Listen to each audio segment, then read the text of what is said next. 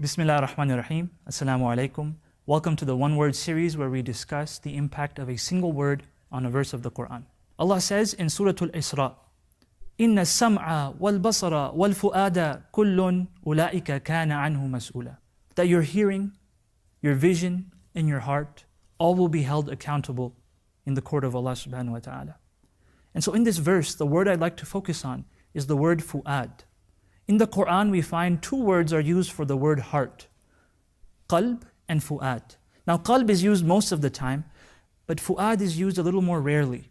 In this verse, why did Allah use the word fu'ad? What is unique about the word fu'ad?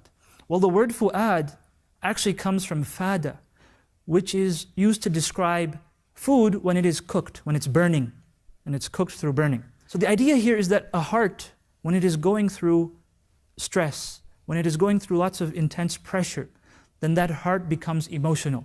And so when we become emotional, then our heart is described as fu'ad. And so when Allah subhanahu wa ta'ala here, He says that the fu'ad will be held accountable. What He is saying is that we get emotional and we lose control of our own actions.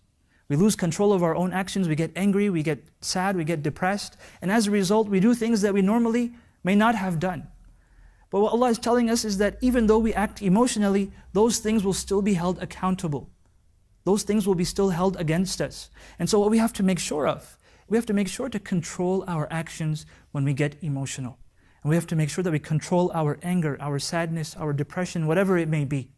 And that we don't let that come out in our actions. And if it does, and if we do hurt somebody or insult somebody or injure somebody, then what we have to do is we have to immediately apologize. And we have to make sure that we move forward. And so I ask Allah subhanahu wa ta'ala that He enables us to apologize, that He enables us to soften our hearts and to apologize to others when we have wronged them. And I ask Allah subhanahu wa ta'ala to help us control our emotions and that He enables us and that He forgives us for our shortcomings.